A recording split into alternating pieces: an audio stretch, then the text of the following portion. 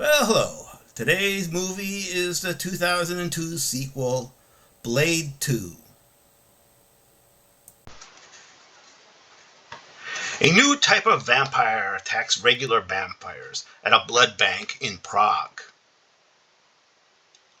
Meanwhile, Blade is looking for his mentor Whistler, who is a captive of the vampires. After rescuing him, he is approached by an elite vampire commandos with an offer for a truce. Seems they need Blade's help to hunt down a new species of vampire called Reapers, a danger to both humans and vampires. So Blade is put in charge of the Blood Pack, an elite vampire unit originally formed to hunt Blade. They go to a vampire nightclub and fight the Reapers. Later, Whistler locates the nest in the sewers, and the group goes down to fight them. They manage to defeat the Reapers, but Blade is betrayed and him and Whistler are taken prisoner. He finds out that the Reapers were created by the vampires to find a cure to their weaknesses like sunlight. Patient Zero was the vampire leader's son.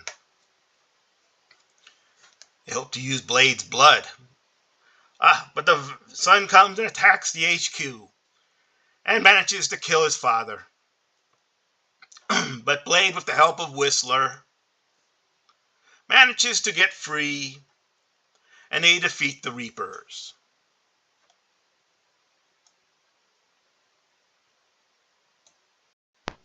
So this movie was a 2002 sequel to the successful 1998 movie Blade. It's based on a very obscure Marvel comics book character from the 70s. And of course starred Wesley Snipes and Kris Kristofferson. It's once again written by David Goyer, who envisioned a kind of Dirty Dozen for his sequel. And the original director that did the first one wasn't interested, so they got Guillermo del Toro. And that was probably a really good move because he definitely got the concept of Blade. He actually wanted to make it like a comic book Japanese animation style. And that really worked well. It's a really very well done movie. It actually was filmed in Prague, and they set it in Prague so they didn't have to like pretend it was like in New York or something. And it was a 54 million budget, made 155 million.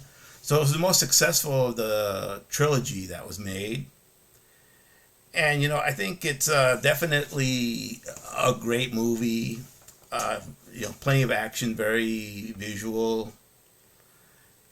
And so, yeah, I think it's actually probably one of the rare instances where a sequel actually exceeds the original movie. And I think it's probably the best of the trilogy. I think everyone agrees with that. It had a lot of critical success as well as commercial. And, there was a little humor in it. Like, at the end, I thought that was really funny. There was this minor vampire character that Blade let go and said, I'll get to you later. And, he finds him in this, like, porn shop and says, you didn't think I forgot about you, did you? That was kind of a fun way of ending that movie. And I think it's a really great movie. Wesley Snipes was cool in it. It's really kind of the beginning of the MCU.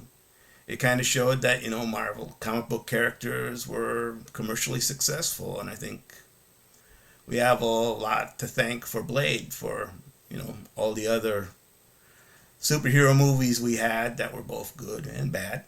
So, if you stuck with me this long, I thank you. You're a unique individual.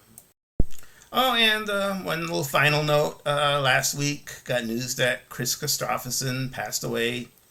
He was the actor who played the character Whistler in all three trilogies.